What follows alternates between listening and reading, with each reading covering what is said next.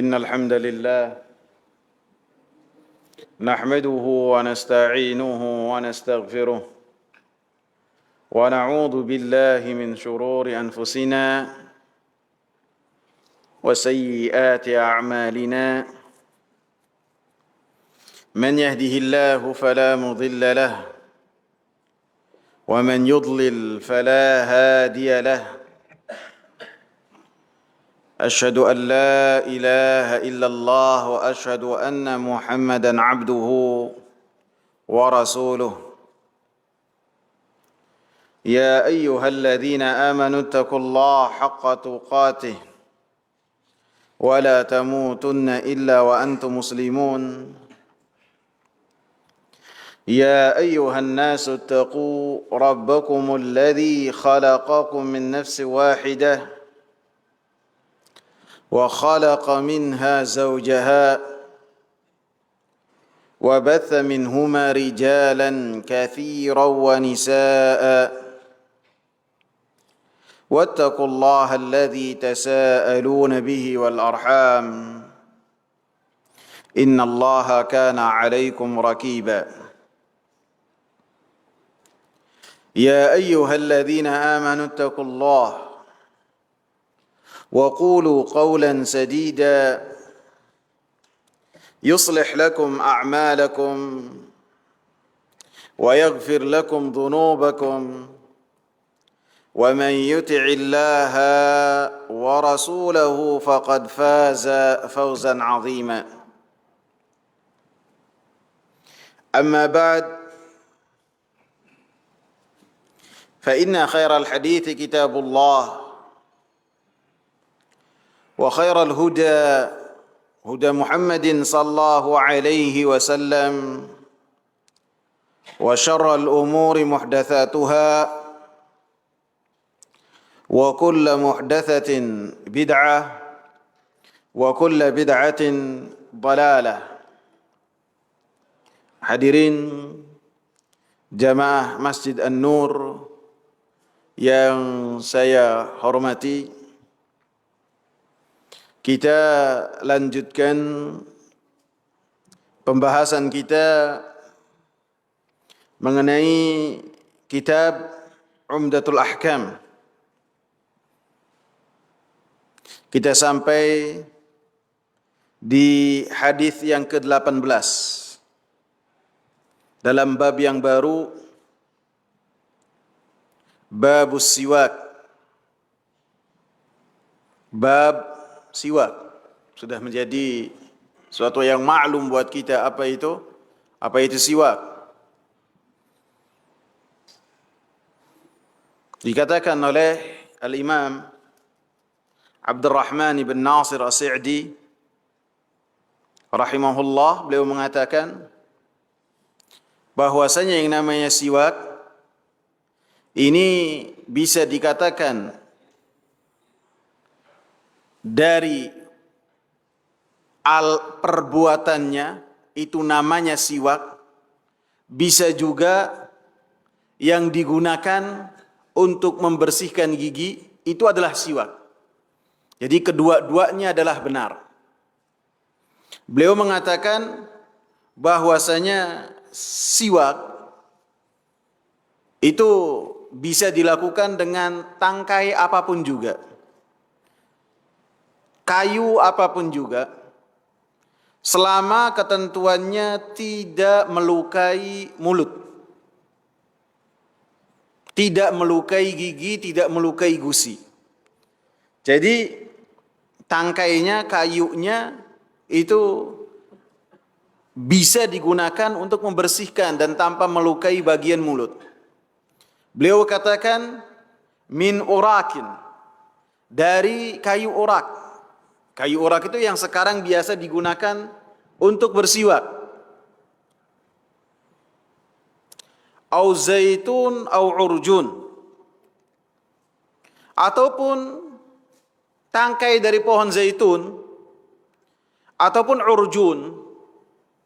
Urjun bagian dari pelepah korma, bisa. Wa ahsanuha al-uraq, maka yang paling baik dari semua yang digunakan untuk siwak yaitu siwak itu sendiri dari pohon urak. Siwak pembahasannya dimasukkan di dalam pembahasan wudu karena yang berkaitan dengan siwak termasuk dari sunnah wudu. Dan dengan seseorang bersiwak, maka dia telah mengamalkan at-taharah, kesucian, kebersihan yang telah dianjurkan. Rasulullah sallallahu alaihi wasallam mengatakan dalam hadis Aisyah dan dikeluarkan oleh Al-Imam Bukhari secara muallaq, akan tapi dengan lafaz yang majzum. Dengan lafaz yang majzum artinya dikatakan dengan Nabi berkata dalam Kitabus Siyam. Nabi menyatakan as-siwaku matharatun lil fam wa mardhatun lirrabb. Siwak itu akan membersihkan mulut seseorang. Bahkan dalam Minhatul Allam bisyarah Bulughul Maram oleh Al-Syekh Abdullah Al-Fauzan hafizahullah, beliau menyebutkan ada bagian-bagian di dalam mulut yang dari sisa-sisa makanan yang tidak bisa dibersihkan dengan sikat gigi, yang tidak bisa dibersihkan dengan pasta gigi, tidak. Akan tetapi apabila menggunakan siwak, maka itu semua bisa terselesaikan. Kemudian beliau pun membawa perkataan pakar-pakar termasuk dari perkataan orang-orang kafir yang berkaitan tentang siwak. Bahwasanya ini semuanya hanyalah keistimewaan siwak. Matharah lil fam. Kebersihan untuk mulut. Sehingga dengan seorang bersiwak, dia bau mulut akan hilang. Berganti dengan bau yang layak. Aromanya itu seseorang dengannya pantas untuk bertemu dengan Allah Subhanahu wa taala. Dan dengan seorang bersiwak, matharatun lil fam, itu akan menguatkan gusi. Menguatkan gusi, bahkan menghilangkan dahak yang mengganggu pernafasan seseorang. Matharah lil fam wa mardhatun lirrabb. Dan seorang bersiwak dengannya akan mendapatkan ganjaran, akan mendapatkan ridha dari Allah Subhanahu wa taala. Wa ridwanullahi akbar. Dan ridhanya Allah itu adalah yang paling besar. Seseorang bisa menggapai ridhanya Allah Subhanahu wa taala dengan bersiwak. Yang mengabarkan siapa? Rasulullah sallallahu alaihi wasallam. Karena seorang ketika bersiwak, dia bermutaba'ah, bersuri tauladan dengan Rasulullah sallallahu alaihi wasallam. Ketika seorang bersiwak, dia mendapatkan ganjaran dari Allah Subhanahu wa taala. Lebih-lebih Nabi sallallahu alaihi wasallam cintanya kepada siwak itu sangat luar biasa sekali. Dalam keadaan apapun beliau senantiasa bersiwak. Sehingga di hadis yang ketiga dari bab ini disebutkan tentang akhir hayat Nabi sallallahu alaihi wasallam. Nabi sallallahu alaihi wasallam dalam keadaan lemah dirawat di rumah Aisyah radhiyallahu anha, maka pada saat itu masuklah ke rumah Aisyah saudaranya Aisyah, Abdurrahman. Dan bersama dengan Abdurrahman siwak, yang dengannya Abdurrahman ini bersiwak.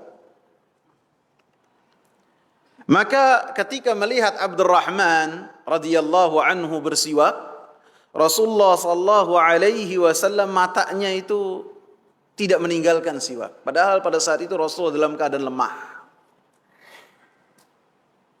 Maka kata Aisyah, saya mengetahui kesukaan Rasulullah. Dan saya mengetahui pandangan mata Rasulullah sallallahu alaihi wasallam. Maka Aisyah mengambil siwaknya Abdurrahman, saudaranya ini. Kemudian faqadamtuhu. Kemudian oleh Aisyah dibikin sumbu yang baru, dibikin tempat yang baru untuk Nabi sallallahu alaihi wasallam bersiwak dengannya. Yang tadi digunakan oleh Abdurrahman dibuang oleh Aisyah. Kemudian dibikin yang baru. Setelah itu dilembutkan oleh Aisyah radhiyallahu anha dengan mulutnya. Dengan mulutnya. Sehingga ludahnya Aisyah, liurnya Aisyah radhiyallahu anha berada di siwaknya Nabi sallallahu alaihi wasallam. Kemudian diberikan kepada Nabi sallallahu alaihi wasallam. Kemudian Nabi sallallahu alaihi wasallam bersiwak dengan siwak yang luar biasa. Kata Aisyah, "Fama ra'aitu Rasulullah sallallahu alaihi wasallam istanna istinanan ahsana minhu." Saya tidak pernah melihat Rasulullah sallallahu alaihi wasallam bersiwak dengan cara yang sangat indah dan luar biasa kecuali pada saat itu. Fama ada an faragha Rasulullah, maka ketika Rasulullah selesai bersiwak dari siwak yang diberikan oleh Aisyah, yang dengannya liurnya Nabi bercampur dengan liurnya Aisyah radhiyallahu anha, kemudian Nabi sallallahu alaihi wasallam mengangkat tangannya, mengangkat jarinya ke langit. Fir rafiqil a'la, fir rafiqil a'la, fir rafiqil a'la.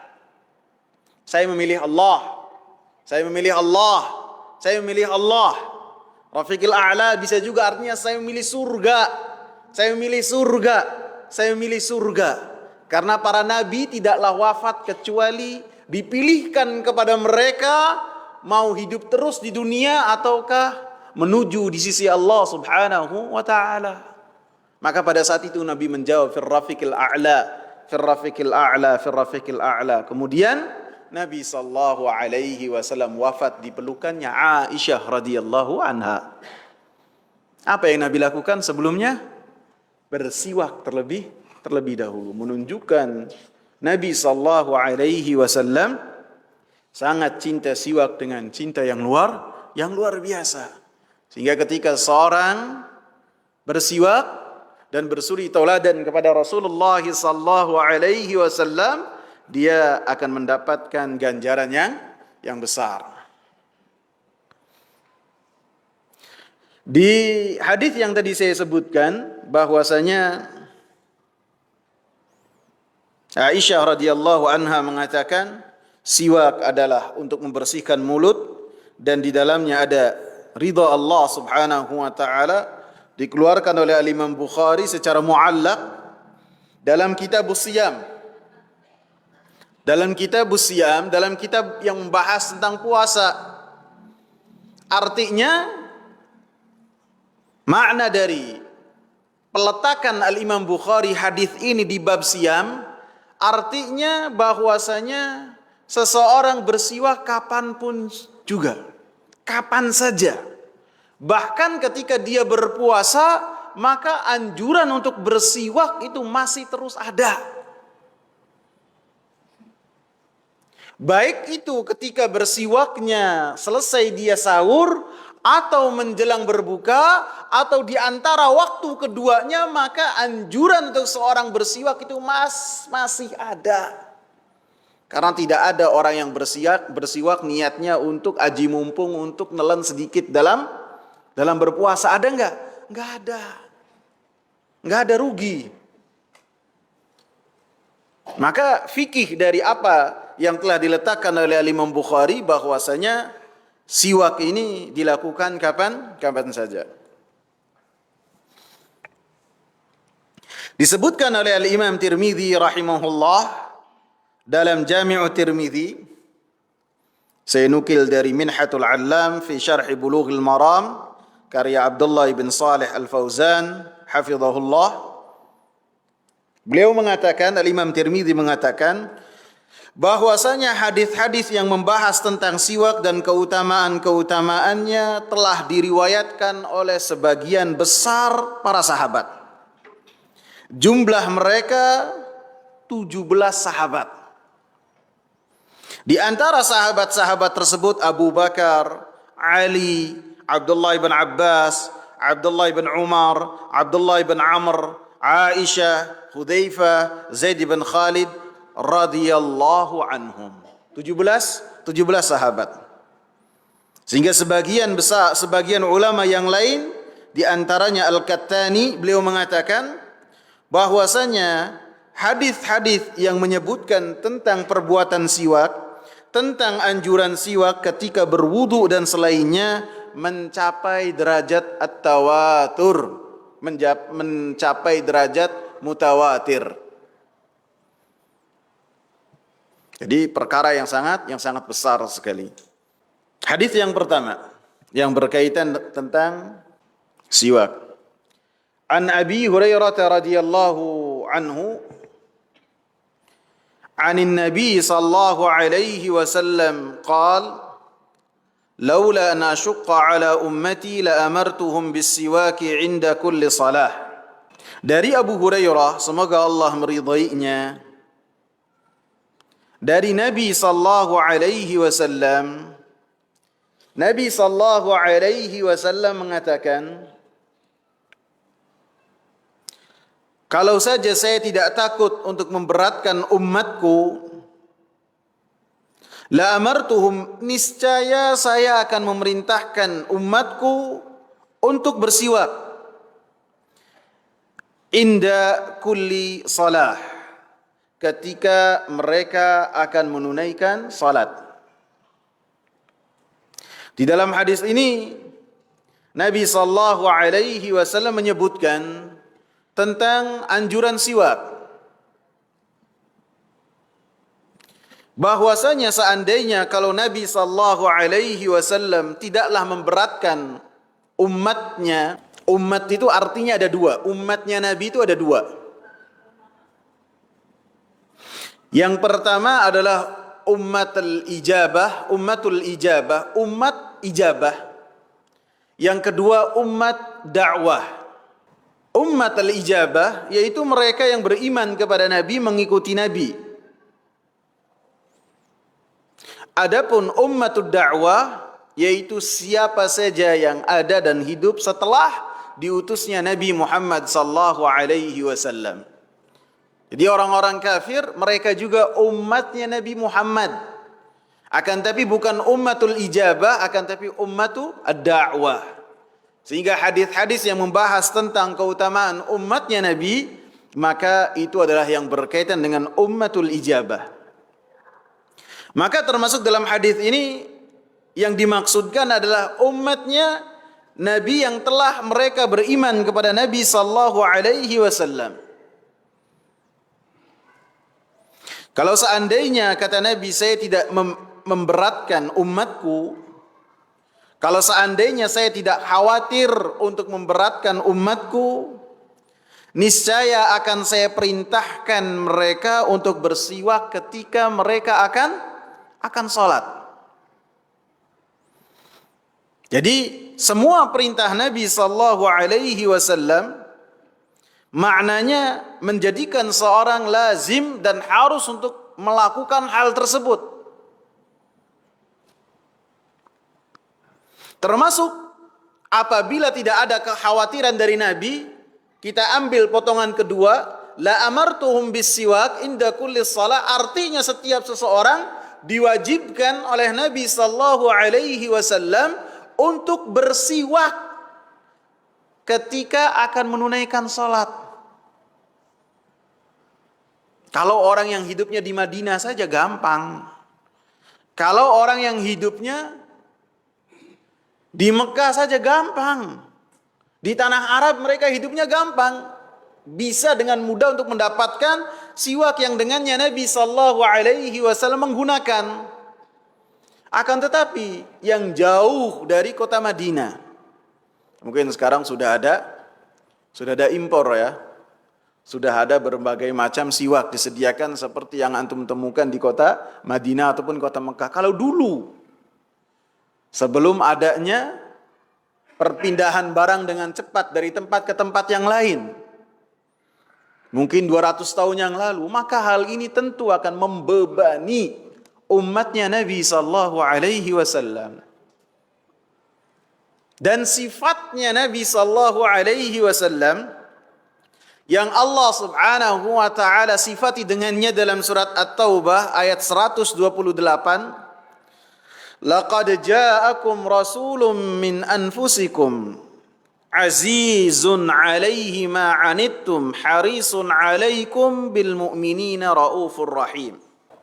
Sungguh telah datang kepada kalian seorang rasul dari diri-diri kalian yang sifat Rasul tersebut azizun 'alaihi ma 'anittum, akan merasa kesusahan apa yang menyusahkan kalian. Ini sifatnya Nabi. Nabi Muhammad sallallahu alaihi wasallam, beliau akan merasa susah dengan kesusahan yang menimpa diri kita. Harisun 'alaikum, dan beliau pun memiliki semangat yang besar untuk menjadikan manusia itu mengikuti dan beriman kepada Nabi. Walaupun manusia tersebut memerangi Nabi sallallahu alaihi wasallam, Nabi membalasnya dengan apa? Supaya mereka beriman kepada Nabi, beriman kepada Allah, dengannya mereka selamat di dunia dan di akhirat. Bil mu'minina raufur rahim.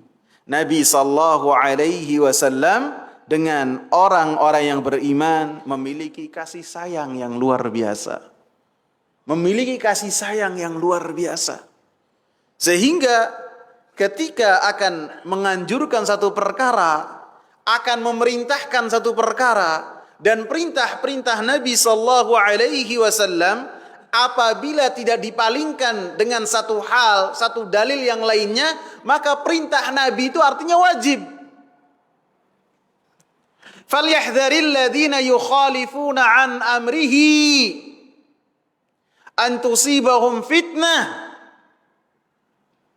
Hendaklah orang-orang yang menyelisihi perintah-perintah Nabi untuk mereka mawas diri, hati-hati.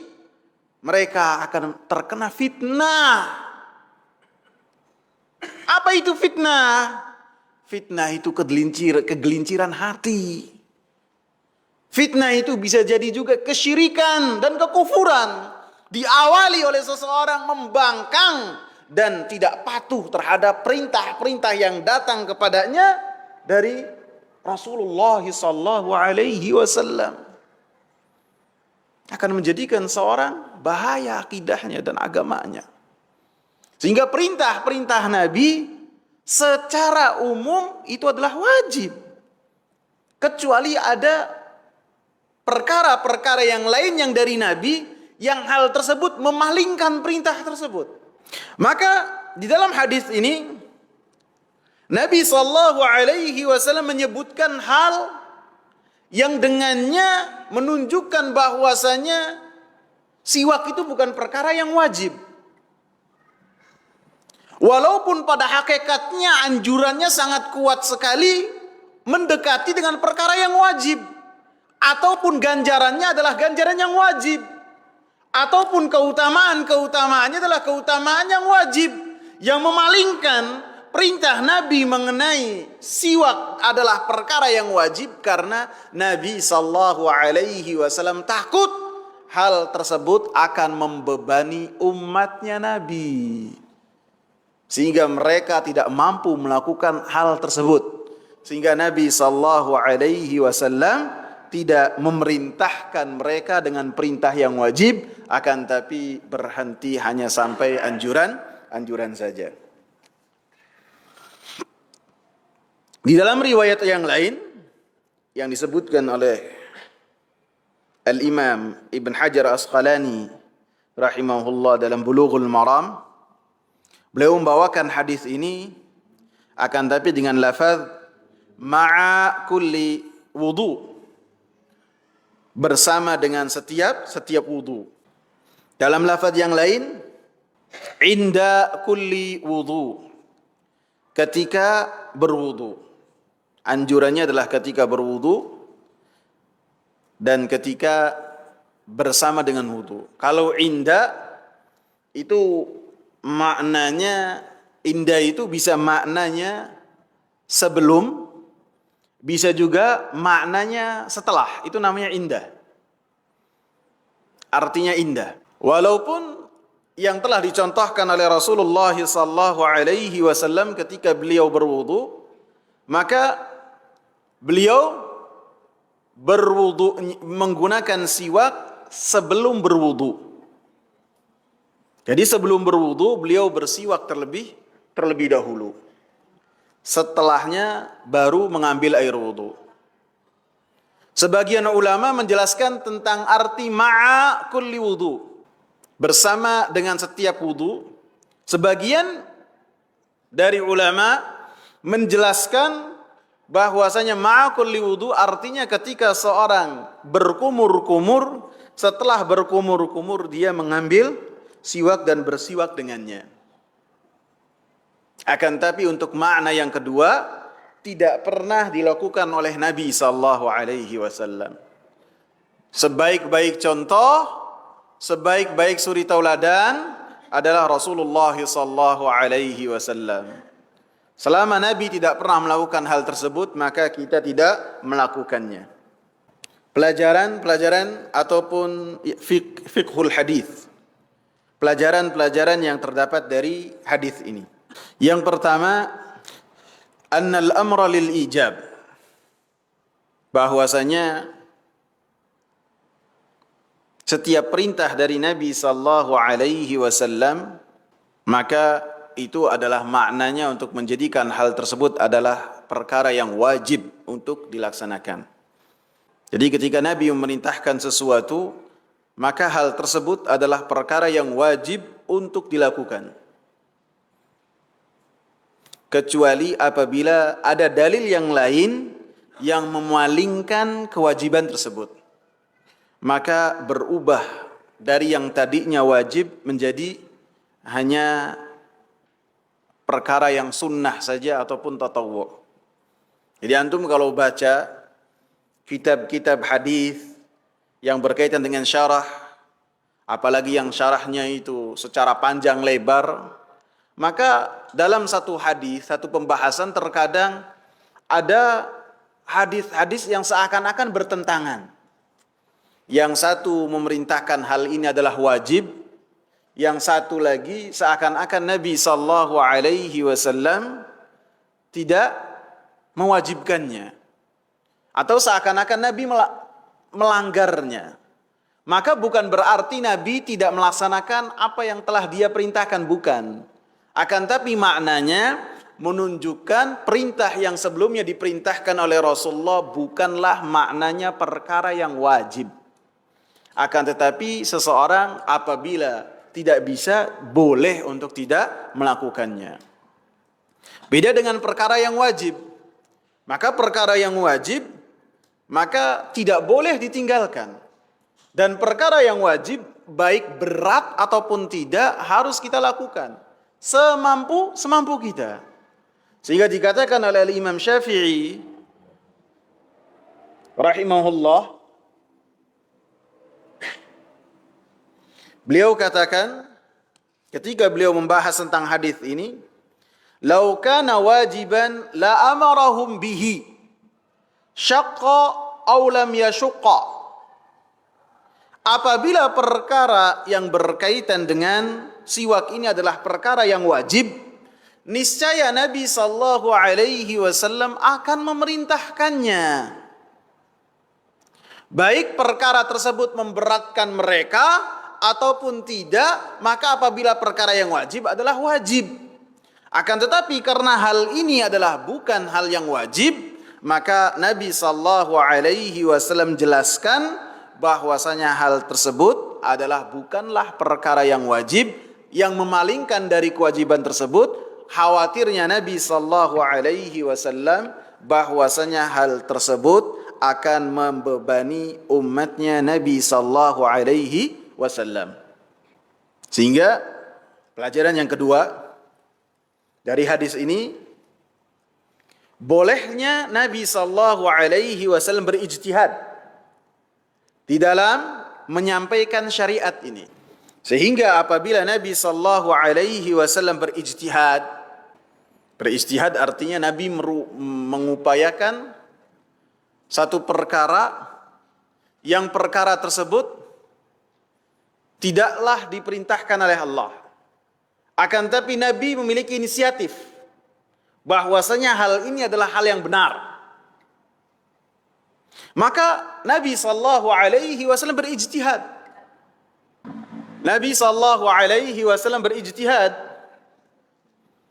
dan ijtihadnya Nabi sallallahu alaihi wasallam terkadang tepat sehingga hal tersebut dibenarkan oleh Rasulullah sallallahu alaihi wasallam, terkadang juga tidak tepat sehingga mendapatkan teguran dari Allah Subhanahu wa taala.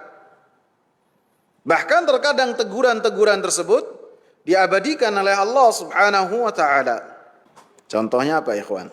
Ketika Nabi sallallahu alaihi wasallam berdakwah di kota Mekah. Kemudian pembesar-pembesar Quraisy itu berkumpul dengan Nabi sallallahu alaihi wasallam. Maka Nabi berijtihad, memiliki inisiatif untuk fokus terhadap mereka dengan harapan apabila mereka itu beriman, maka dakwahnya makin lancar. Apabila mereka pembesar-pembesar ini bisa ditaklukkan, maka yang di bawahnya tinggal ngikut saja. Sehingga ketika Nabi fokus berhadapan dengan pembesar-pembesar Quraisy, maka datanglah siapa? Ibn Ummi Maktum. Dia datang kepada Rasulullah sallallahu alaihi wasallam. Maka Nabi sallallahu alaihi wasallam cemberut dan berpaling dari Ibn Ummi Maktum dan fokus terhadap pembesar-pembesar tersebut. Maka Allah Subhanahu wa taala tegur Nabi sallallahu alaihi wasallam. Sehingga Aisyah mengatakan apabila Nabi itu menutupi satu ayat dari umatnya, niscaya akan menutupi surat Abasa. Abasa wa tawalla an ja'ahu al-a'ma wa ma yudrika la'allahu yazakka aw yadhakkaru fatanfa'ahu adh-dhikra. Dia Muhammad bermuka masam dan berpaling. Allah ketika menegur nabinya, Nabi Muhammad itu menggunakan kata dia. Padahal ketika Allah menurunkan hal ini, yang diajak bicara siapa? Nabi Muhammad. Itu menunjukkan Allah Subhanahu wa taala ketika menegur, tegurannya adalah teguran dengan adab kepada Nabi Muhammad sallallahu alaihi wasallam. Tidak menggunakan abasta wa tawallaita, tidak, akan tapi menggunakan abasa wa tawalla. Dia, bukan kamu, bukan dia. Karena Nabi sallallahu alaihi wasallam di sisi Allah Subhanahu wa taala kedudukannya sangat besar. Dan banyak contoh-contohnya yang berkaitan dengan hal ini, termasuk juga yang berkaitan dengan hadis siwak yang kita bahas ini. Maka termasuk dari ijtihad Nabi sallallahu alaihi wasallam ketika Nabi sallallahu alaihi wasallam tidak mewajibkan hal tersebut karena takut untuk memberatkan umatnya. Yang ketiga, bahwasanya annal manduba laysa ma'muran bihi al-mukallafu ala wajhi al-ilzam. Bahwasanya perkara-perkara yang mandub itu adalah anjuran, bukanlah satu perkara yang dengannya seorang mukallaf diperintahkan dengannya dengan hal yang wajib. Bukan. Akan tetapi sifatnya hanya anjuran, penggemaran dari Nabi, wastihbab, dan menjadikan seorang cinta terhadap perkara tersebut. Yang keempat, istihbabu siwaki wa fadluhu wa annahu min sunanil huda.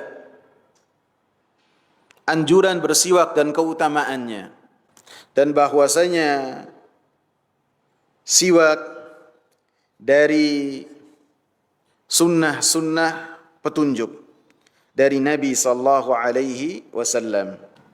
Seperti yang saya sebutkan, Nabi sallallahu alaihi wasallam sangat cinta dengan siwak.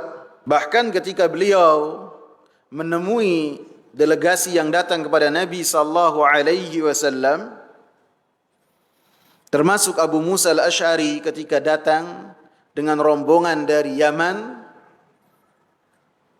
kepada Nabi bersama dengan kaum Asy'ariyinnya, maka Nabi sallallahu alaihi wasallam menemui mereka dengan bersiwak. Dan siwak yang dilakukan oleh Nabi sallallahu alaihi wasallam sangat istimewa. Sehingga Abu Musa al-Asy'ari mengatakan ketika Nabi berbicara, siwaknya itu ada di mulutnya. Dan ketika yang lain berbicara, Nabi bersiwak dan siwaknya itu benar-benar bersungguh-sungguh sampai siwaknya itu masuk ke dalam. Artinya bagian lidahnya juga, bagian gusi yang dalam juga. Sampai Nabi sallallahu alaihi wasallam mengeluarkan suara hu hu hu. Karena apa? Jadi saking bersungguh-sungguhnya bersiwaknya itu sampai mengeluarkan suara hu hu. Sehingga menunjukkan keutamaan siwak dan anjuran untuk bersiwak. Bahkan dalam hadis lain Nabi sallallahu alaihi wasallam mengatakan, "Amartu bis-siwak hatta khiftu ala asnani." Saya memerintahkan untuk bersiwak sampai ketika saya bersiwak saya itu takut dengan gigi-gigiku.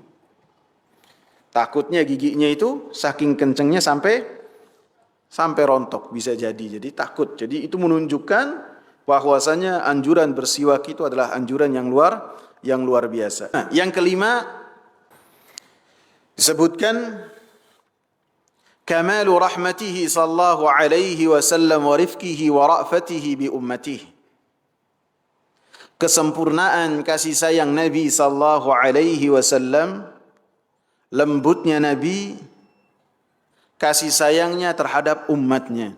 Dalam ta'liqat ala Umdatul Ahkam karya Syekh Abdul Rahman bin Nasir As-Sa'idi, beliau mengatakan fihi aslun min usulid din. Di dalam pembahasan ini ada landasan dari landasan agama yang harus kita ketahui, wa huwa ma'rifatu sifatihi, yaitu yang mengetahui sifat Nabi sallallahu alaihi wasallam. Sifat Nabi kita adalah kasih sayang yang sangat luar biasa terhadap umatnya. Seperti dalam ayat yang tadi saya sebutkan, surat At-Taubah ayat 128. Disebutkan, laqad ja'akum rasulun min anfusikum, telah datang kepada kalian seorang rasul, yang rasul itu dari diri-diri kalian yang kalian kenal rasul tersebut. Dari kecil, nasabnya tahu, bagaimana tumbuh besarnya, kalian mengenalnya. Bukan orang lain yang ujug-ujug datang kepada kalian, bukan. Bukan juga seorang malaikat, manusia seperti kalian. Azizun alaihi ma'anittum. Sifat Rasul ini merasa kesusahan apabila ada kesusahan yang menimpa kalian. Harisun alaikum, memiliki semangat untuk kalian mendapatkan hidayah dari Allah. Dan terhadap orang-orang yang beriman memiliki kasih sayang yang luar biasa. Bahkan Nabi sallallahu alaihi wasallam ketika memberikan pelajaran kepada para sahabat, maka sangat jauh sekali dari bentakan-bentakan yang sangat keras. Akan tetapi yang beliau sampaikan dengan kasih sayang yang luar biasa. Disebutkan oleh Muawiyah ibn al-Hakam as-Sulami radhiyallahu anhu, beliau katakan, Muawiyah bin al-Hakam As-Sulami, beliau mengatakan, menceritakan, ketika saya salat bersama dengan Rasulullah sallallahu alaihi wasallam, maka ada seorang yang bersin. Maka orang yang bersin ini mengucapkan alhamdulillah. Ketika bersin, mengucapkan alhamdulillah. Jadi ada anjuran ketika seorang bersin dalam salat, mengucapkan alhamdulillah. Selama ketika mengucapkan alhamdulillahnya itu tidak mengganggu orang lain. Jangan sampai di shaf yang ke-8, shaf yang pertama dengar. Atau imamnya dengar, enggak. Cukup telinga sendiri saja, alhamdulillah. Nah, yang bersin itu di sebelahnya Muawiyah. Maka Muawiyah mengetahui tentang perintah apabila bersin dan mengucapkan alhamdulillah dijawab dengan apa? Yarhamukallah. Maka Muawiyah bin al-Hakam menjawab, yarhamukallah.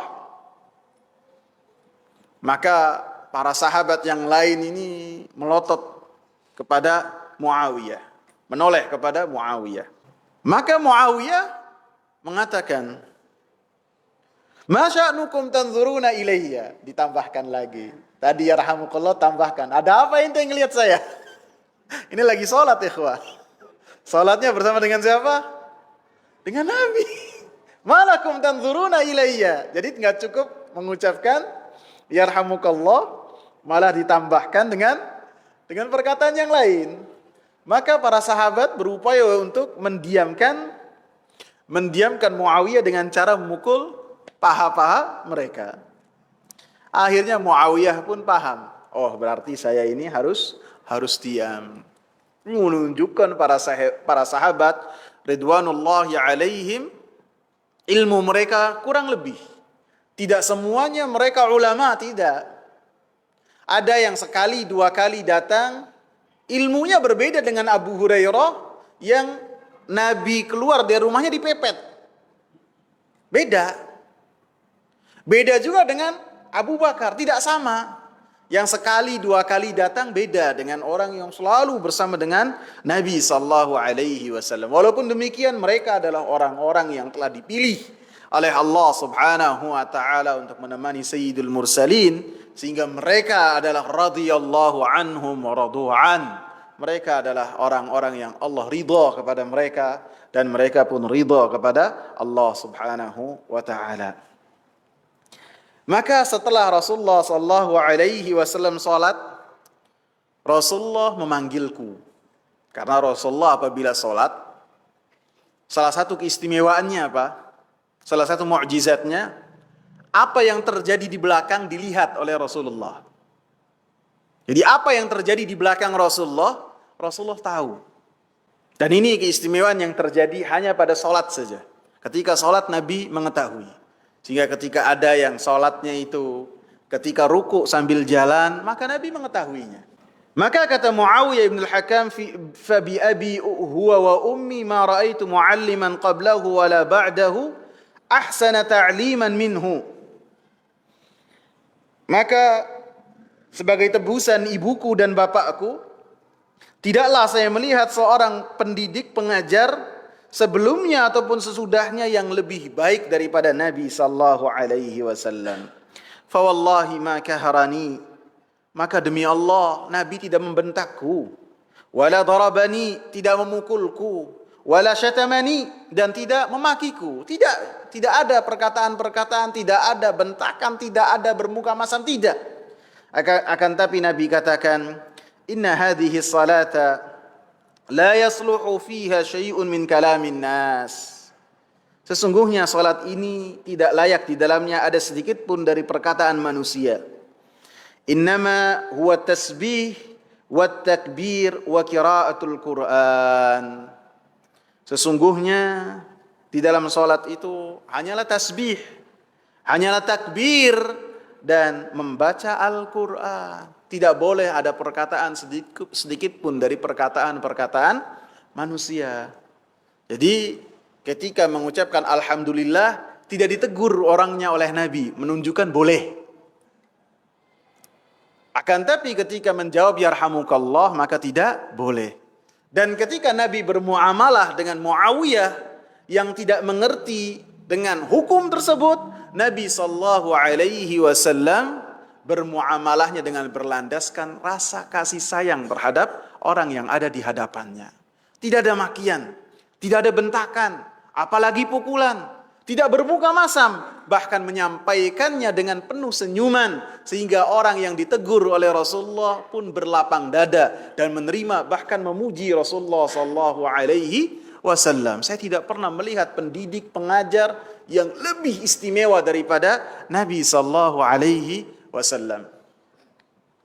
Begitu juga ketika menghadapi orang yang kencing di dalam masjid. Nabi sallallahu alaihi wasallam penuh kasih sayang menghadapi orang tersebut dengan solusi yang paling hebat. Antum bayangkan sekarang kita lagi majlis di sini, di ujung mana ya ada yang kencing. Jadi tiba-tiba ada yang di pojok kencing. Wah, habis ya jadi nih. Bisa jadi dipukuli, habis itu dituntut, pelecehan masjid. Nabi sallallahu alaihi wasallam tidak demikian. Antum bayangkan, dia lagi kencing, orang Arab Badui ini lagi kencing, sama Nabi dibiarkan. Para sahabat udah gemes, mau ngeroyok, mau bentak, sama Nabi dibiarkan. Jangan. Kenapa tahu? Kalau dilarang, dibentak, kaget, najisnya malah kesana kemari. Bukan hanya di satu tempat saja, malah nyebar. Malah sulit dihadapi. Yang kedua dari sisi kesehatan juga. Ini orang sudah kebelet, kemudian keluar air kencingnya, kemudian apabila ditahan penyakit. Kemudian setelah itu dinasehati oleh Nabi sallallahu alaihi wasallam. Masjid ini tidak layak, di dalamnya ada kotoran. Tidak layak. Sehingga dinasehati. Setelah dinasehati, orang ini pun berdoa kepada Allah. Allahumma arhamna wa Muhammadan wa la tarham ma'ana ahada. Ya Allah, rahmatilah saya dengan Muhammad. Orang-orang Badui, orang yang jarang sekali bertemu dengan Nabi di kota Madinah. Orang yang tinggalnya itu di padang pasir jauh dari perkotaan. Manggil Nabi saja apa Muhammad. Ya Allah, sayangilah saya dan Muhammad. Dan janganlah engkau sayangi dengan kami itu siapapun juga. Maksudnya orang-orang yang tadi mau memukuli dia. Kata Rasulullah, mendapatkan kejahilan setelah perbuatan yang jahil. Pertama kejahilan, ketika dia buang najis di masjid. Kejahilan. Yang kedua kejahilan yang lebih jahil lagi, dengan dia mengecilkan rahmat Allah subhanahu wa ta'ala. Perbuatan jahil lebih dari yang pertama. Nabi senyum saja. Laqad tahajjarta wasi'a. Engkau telah menjadikan rahmat Allah kecil, padahal rahmat Allah subhanahu wa ta'ala sangatlah luas. Ketiga, supaya kita mengenal kasih sayang Nabi sallallahu alaihi wasallam bahkan terhadap orang-orang yang membencinya. Terhadap orang-orang yang berupaya memadamkan cahaya Allah subhanahu wa ta'ala. Ketika Nabi sallallahu alaihi wasallam berdakwah di kota Mekah, dan tentu pada saat itu Nabi bersama dengan para sahabatnya di atas kelemahan, tidak memiliki kekuatan. Para sahabat yang mereka termasuk dari golongan orang-orang yang lemah, mereka beribadahnya secara sembunyi-sembunyi. Adapun Nabi, karena Nabi itu dari Bani Hashim, yang Bani Hashim itu tidak akan mungkin diam apabila Nabi sallallahu alaihi wasallam disentuh walaupun mereka tidak beriman kepada Nabi, maka Nabi sallallahu alaihi wasallam memiliki kekuatan untuk beribadah secara terang-terangan. Adapun yang lainnya sembunyi-sembunyi. Maka orang-orang kafir pada saat itu mengolok-olok Nabi. Memberikan julukan apa? Sahir, tukang dukun. Syair, seorang penyair. Siapa lagi? Majnun. Majnun itu bisa artinya gila, bisa juga artinya orang yang kesurupan. Maka ketika ada seorang yang datang dari suku Daus. Dia datang untuk menunaikan ibadah umrah. Namanya Tufail bin Amr ad-Dausi. Ini adalah kepala kabilahnya dari Daus ini. Begitu sampai di kota Mekah, yang namanya yang datang ini bukan orang biasa, disambut oleh pemuka-pemuka Quraisy. Maka salah satu penyambutan yang mereka berikan kepada Tufail ini, salah satunya diberikan peringatan. Ingat nih, di tengah-tengah kita sekarang ada orang yang dia namanya Muhammad, dia ini tukang sihir, dia ini gila, dia ini seorang penyair. Dan banyak dari kita yang terbawa oleh orang ini. Jadi kalau bisa ente tawaf, itu kupingnya ditaruh di kapas, ambil penutup, ditaruh di kuping kamu. Karena orang ini kadang-kadang ketika kamu tawaf ada di sekitar Ka'bah lagi beribadah. Jangan sampai engkau mendengar, kemudian kau mengikuti dia. Maka Tufail pun mengikuti apa yang disarankan. Putaran pertama dia ngelirik ada sosok yang telah disebutkan oleh orang-orang Quraisy. Putaran yang kedua penasaran, masa iya saya kalah sama orang ini. Saya kepala suku. Saya ini orang yang mengenal tentang bahasa Arab. Mana penyair, mana bukan saya paham. Saya juga paham tentang perdukunan. Klenik-klenik saya paham, apa itu buhul, apa itu bukan saya ngerti. Adapun orang gila, majnun atau orang kesurupan, saya kadang-kadang bisa ngobati. Jadi larangan ini yang tadinya dilarangkan kepada Tufail jadi perintah. Seakan-akan temuilah Muhammad. Habis ya. Insyaallah kita lanjutkan pada pertemuan yang akan datang, dan bab ini juga masih belum selesai. Semoga bermanfaat. Subhanakallahumma bihamdika asyhadu an la ilaha